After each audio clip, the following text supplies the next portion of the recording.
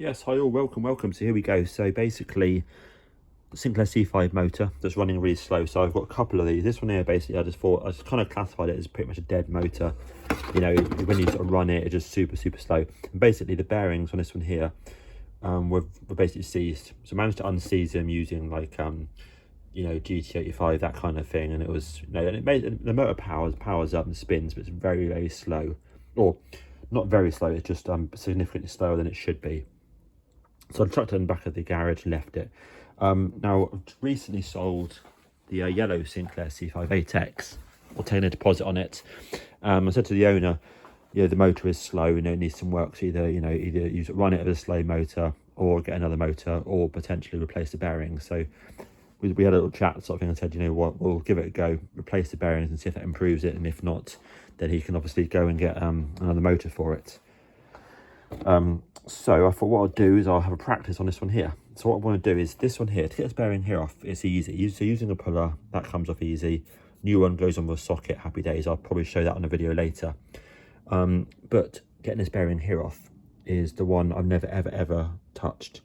So I thought, you know what, I looked on Darren Orchard's sort of little videos on the internet, on the group. And I thought, you know what, let's just go for it. So what I've done, obviously, got my puller out. Now, these two bearings here are obviously so tight against the cog, and the cog is basically running on a metal bush, and there's basically no way of getting I don't want to risk putting the puller on the back of the plastic, because obviously it's going to deform those gears, those teeth straight away.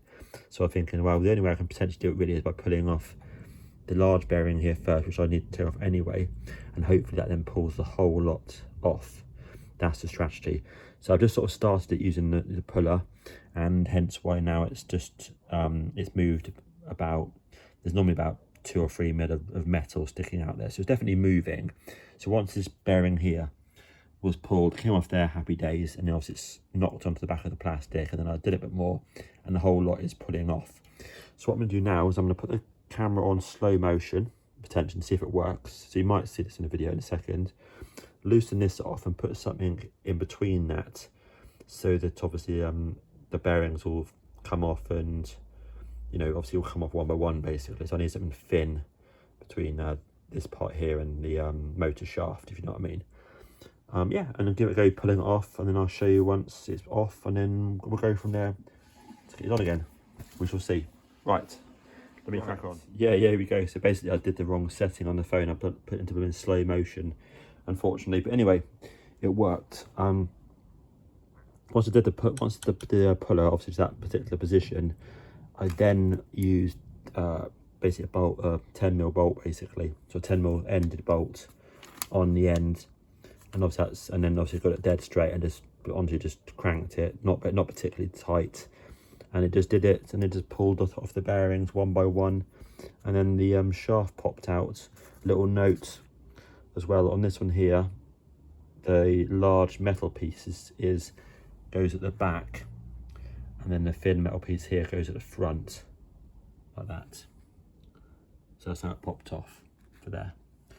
Yeah, and then of course the bearing pulled off as well, so happy days. That was incredibly easy. So I'll do the back in a minute, and hopefully I'll actually be able to film that part there. Right, and yeah, so here we go. So wrist bit is can come off very easy. So puller on the back of that.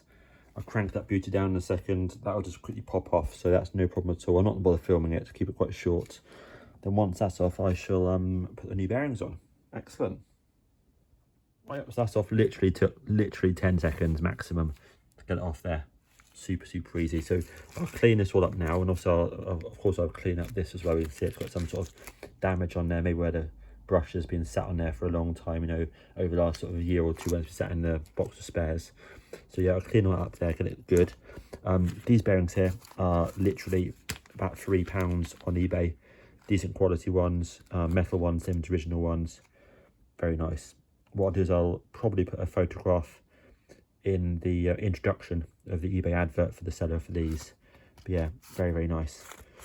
Right, let me clean it up and get these on. Right, and yep, so I managed to get this one here on very easily using a long, slim spark plug socket for that. But it's a bit of a crease and crap on there, but I'll clean it off in a minute, obviously. Next up, I'm just putting this one here on, obviously. So what I'm doing for this one at the moment is using just a 9mm socket, as that fits beautifully over the edge. Make sure nothing snags on the end. You know, like you know, for example, like the inside part of the socket, make sure it doesn't sort of squash down the end there. But yeah, that one there seems to fit on beautifully. So I'll hit it on, you know, to a few mil, take it off, make sure I'm not damaging anything, and then crack on with the next bit. So yeah, let me have a little go at that now. Right, yeah, basically no drama at all. Those are on really, really nicely, they are. So yeah, I'm very, very pleased with all of that. So obviously now I'm going to put this one here on, which I know is easy to get on using a socket. And then that is done. And then what I'll do is I can obviously install it back in the motor casing and just see if it revs, because I know exactly how it sounded before. It sounded very, very rough before. So if I put it back in there and it sounds normal and smooth, then we should be on to a good one. Cool. But yeah, that's done. That literally took 10 seconds again to get that on there. Incredibly easy. Just using the back of a 1/2 inch 10mm socket. So yeah, that is done. So basically these bearings were £3 each. I didn't replace these ones here. These ones felt absolutely beautiful and they look beautiful as well. No idea how much those cost. That's definitely the bit to be very, very wary of. But honestly, using this puller, which comes in just one of these bog standard eBay special sets, you know, that I've used before, and like all the wheel bearings and bits and bobs like that. So yeah, good set there. So yeah, I shall put it in tomorrow, and then you'll see hopefully in a minute if it spins nicely or not. Cool.